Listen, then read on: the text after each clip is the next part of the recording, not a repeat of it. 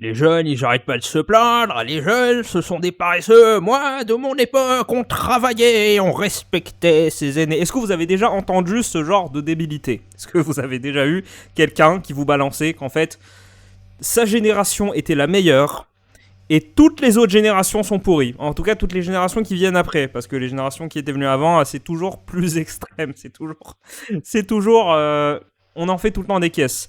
Alors, je suis vraiment désolé pour ce que vous allez voir, parce que ça va être exactement ça. Voilà, ça va être du boomerisme mental pendant 1 minute 27, et je vous jure, vous aurez l'impression que cette vidéo dure 20 minutes, elle n'en dure qu'une seule et 27 secondes. Avant de commencer la vidéo, si ce genre de vidéo te plaît, où je parle d'actualité, je réagis un petit peu à des faits de société comme ça, et où je gueule un petit peu parce que c'est un petit peu mon métier, abonne-toi et surtout dis à YouTube que t'aimes bien. Si tu veux dire à YouTube que t'aimes bien mes vidéos, c'est super simple, il suffit d'appuyer sur le bouton j'aime.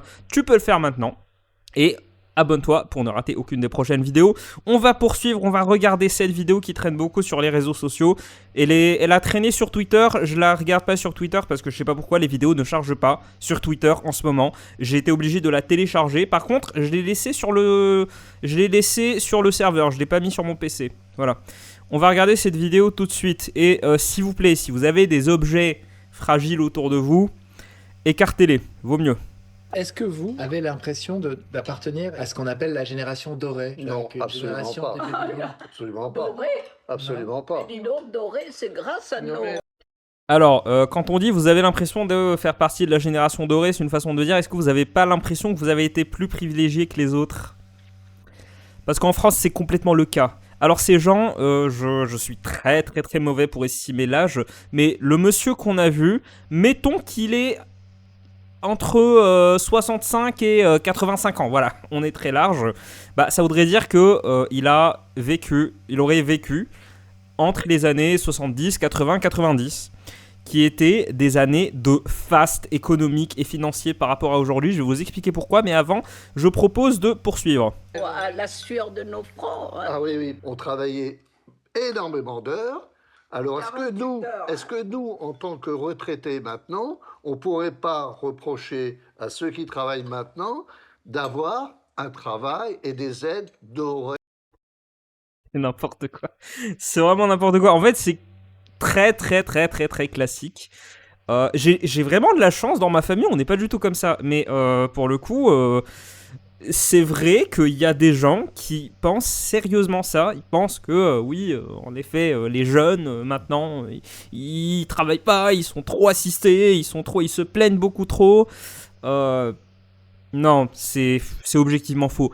Ça vient d'un biais, je sais pas d'où ça vient, peut-être que c'est un biais autocentré, parce que j'ai l'impression que les gens qui pensent ça, ils ont plus tendance à être égocentriques.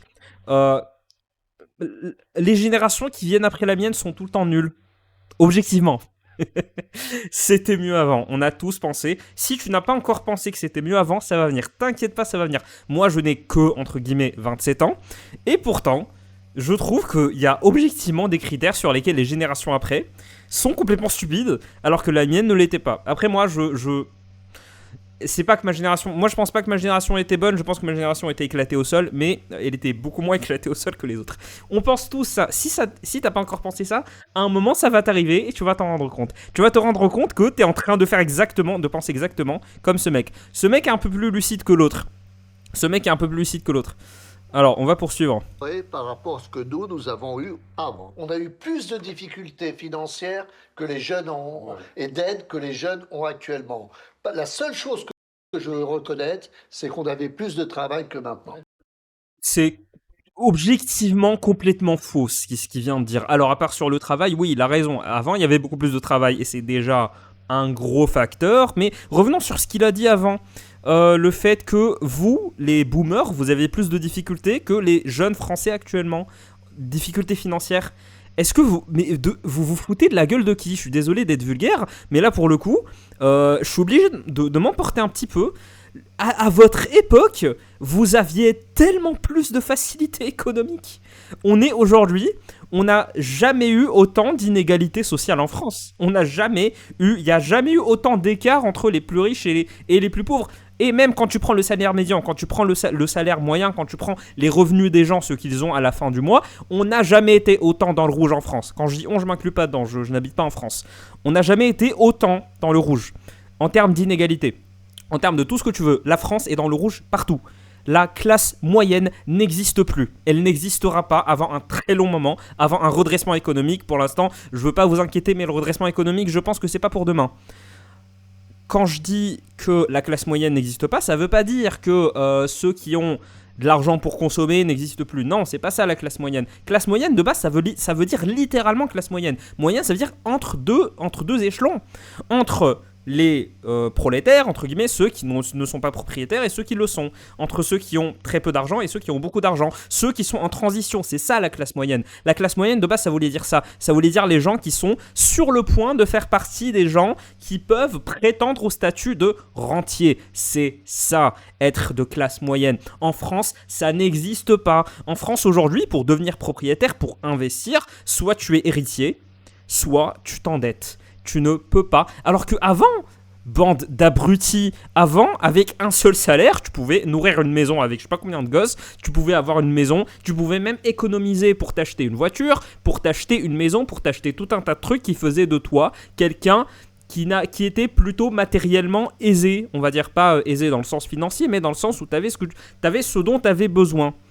Aujourd'hui en France, ce n'est plus le cas. Aujourd'hui en France, alors déjà, il y en a beaucoup qui s'endettent pour leur voiture, et tu ne pourras pas être propriétaire, tu ne pourras pas passer de salarié à propriétaire sans dette ou alors sans fortune, sans capitaux propres. Tu ne pourras pas. C'est impossible. Les salaires ont un peu augmenté. Par contre, les prix de l'immobilier ont fait x 40 000.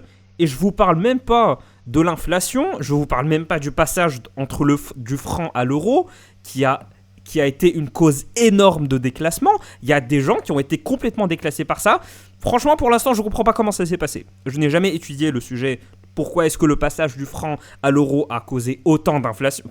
C'était pas de l'inflation sur le moment, c'était vraiment juste tout est devenu d'un coup plus cher. Je comprends pas exactement ce qui s'est passé, il faut que j'étudie.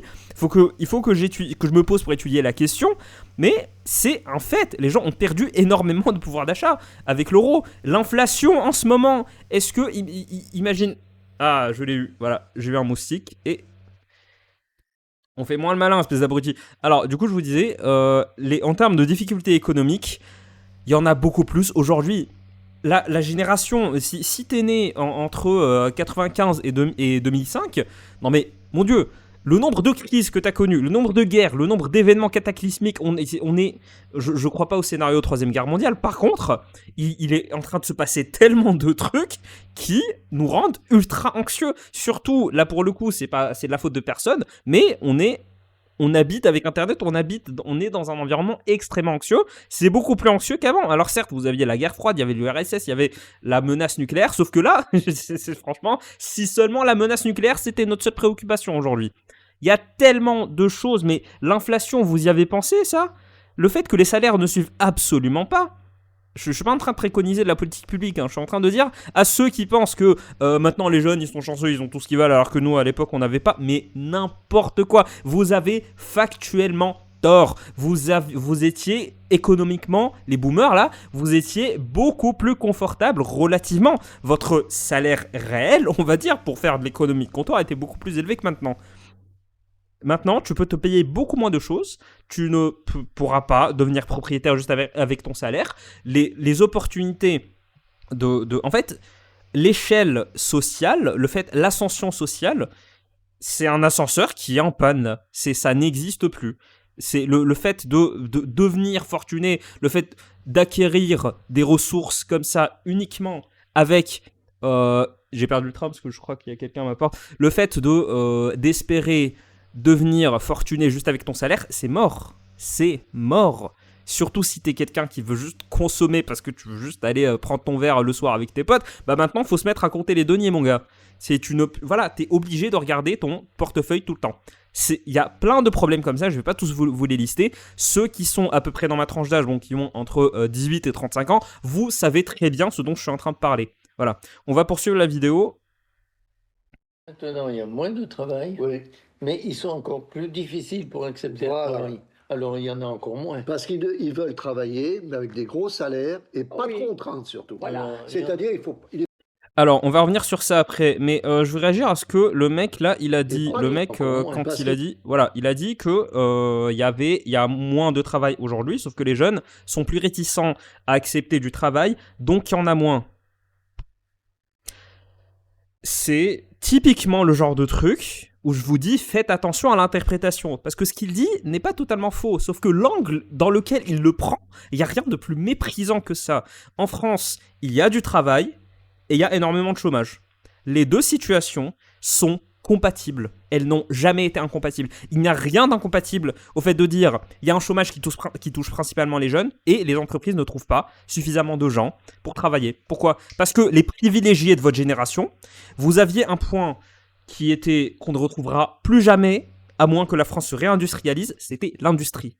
Il y a une grosse désindustrialisation entre les deux âges là, dont je parle. Il y a une très grosse désindustrialisation. Ce qui fait que la France est passée à une économie de service. Donc, une économie de service, ce sont des emplois très précis. Ce sont des emplois où si tu checkes pas, si tu coches pas 10 cases en termes de compétences, ça ne sert à rien de postuler. Si tu as 9 compétences sur 10, ça sert à rien de postuler. Parce que tu ne pourras pas occuper ce poste. Vous n'aviez pas ce problème. Quand la France était industrialisée, et même avant, quand elle passait à une économie de service, les emplois se ressemblaient plus ou moins. Tu n'avais pas besoin d'avoir un diplôme. Vous n'avez pas l'inflation des diplômes. Vous voulez qu'on en parle aussi ? L'inflation des diplômes. Vous n'aviez pas ce problème. Un diplôme valait vraiment quelque chose. Aujourd'hui, un diplôme ne vaut rien. Aujourd'hui, quand je vous disais que les inégalités se sont accentuées, c'est aussi en termes de diplôme. Hein. Parce qu'aujourd'hui, un bac plus 5, ça vaut rien, à moins que ce soit un bac plus 5 d'une grande école ou alors d'une très grande université. Et je vous parle pas de Lyon, Grenoble, je vous parle vraiment de Paris, Assas, tout ça, toutes les grandes facs. Un diplôme ne sert plus à rien. Tu bosses 5 ans, si t'as pas tu trimes pendant 5 ans, si t'as pas les contacts, si t'as pas tous. En fait, la situation est devenue pire parce que maintenant tout le monde a un diplôme, mais si t'as pas ce qui te qualifie en tant que riche, c'est-à-dire si t'as pas les contacts, si t'as pas de possibilité de te créer des opportunités, bah tu ne trouves pas de taf. Et c'est pour ça que le chômage touche énormément les jeunes. Voilà. Par rapport au travail, il suffit que tu aies une économie tertiarisée où c'est que du service, comme en France, pour que le chômage est expliqué par un truc qui est débile, c'est le fait qu'il y a une très grosse inadéquation entre le bassin d'emploi, voilà, et tout simplement entre l'offre et la demande de travail. Les gens ne sont pas suffisamment qualifiés pour tous les métiers ultra précis avec des trucs ultra précis nécessaires. Les gens ne peuvent pas cocher toutes les compétences. Et là, je parle des emplois normaux, on va dire, des emplois de bureau. Par contre, tout ce qui est exécutif, payé au SMIC, là, je vous raconte pas. Faut vraiment n'avoir jamais bossé dans le recrutement pour penser une seule seconde que les jeunes ne veulent pas travailler. Et là, je parle des métiers de serveur, caissier, agent d'accueil, tout ce qui est vraiment ultra purement exécutif et qui est payé au SMIC et qui donne très peu d'opportunités. Ces emplois... teste maintenant, crée une entreprise bullshit, poste une offre d'emploi bullshit sur LinkedIn, tu verras, tu auras des dizaines de candidatures en 5 minutes. Les gens veulent bosser. Le problème, c'est que on se prend tellement de refus au bout d'un moment parce que il y a une case sur les 25 que tu coches pas. Bah, c'est inutile tu passes des heures et des heures à chercher, tu passes des heures à rédiger des machins, à essayer de trouver des adresses mail pour au final te refuser parce que il y a une case que tu coches pas parce que t'as pas la compétence de machin truc, parce que t'as pas fait le cours machin truc. Enfin, voilà, c'est ça le problème aujourd'hui. Donc, le fait de dire les jeunes aujourd'hui sont réticents à travailler, mais espèce d'abrutis, s'ils travaillent pas, tu veux qu'ils fassent quoi ? Qu'ils survivent avec des aides ? En fait, à les écouter, les jeunes ne travaillent pas du tout. Il y a genre 5% des jeunes qui travaillent, les autres, ils sont tous assistés. Voilà. Je connais une partie de la population qui est assistée et dont la minorité d'entre eux sont actifs. Je vais m'arrêter là pour éviter d'être méchant. Ils veulent travailler, mais avec des gros salaires et pas Oui. de contraintes surtout. Voilà. C'est-à-dire, il n'est pas question de samedi dimanche, dit de fait. Hein. Ah oui, oui. Et il ne faut pas qu'ils se lèvent tôt non plus. Je veux pas me lever à 5h du mat pour faire 2 heures de transport et au final aller dans un taf que je déteste. Je suis trop un assisté, franchement. Et je peux vous poser une question. En fait, c'est Noël. Et en fait, je veux bien passer... Alors, le réveillon, je suis dispo pour bosser. Par contre, je veux juste... le jour de Noël, le 25, je veux bien le passer avec ma famille. Non ? Ah, ok, je suis un assisté en fait. Je suis un gros assisté fainéant. Ouais. Oui, en fait, j'ai une autre question à vous poser. En fait, j'ai remarqué que mon salaire, en fait, je n'arrive pas à manger la moitié du temps. Est-ce que ça serait possible de... Non, je suis un assisté. Ah, ok, bon. Désolé, bon bah je vais aller me faire foutre. Vous voyez à quel point c'est absurde ce qu'ils sont en train de dire. Est-ce que j'ai besoin de rajouter quelque chose? Le boomerisme mental. Franchement, est-ce que... Enfin, je me permets de dire un truc un peu méprisant, mais... Est-ce que ces gens ont de bonnes relations avec leurs enfants? Parce que ce qu'ils disent est tellement débile, déconnecté de la réalité, tellement cliché, je me demande si c'est pas un truc refoulé là qu'ils sont en train d'extérioriser. Vous allez voir, la fin est sublime, vous allez voir. Non, puis pas finir ton temps non plus. Ouais, carrément. Allez, dis donc.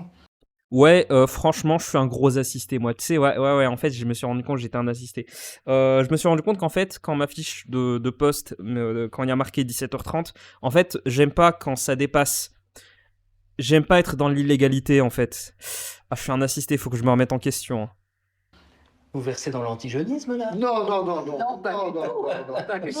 Ça, c'est la réponse facile. Ça, c'est la réponse facile à tout. Anti-jeune. Ça, c'est...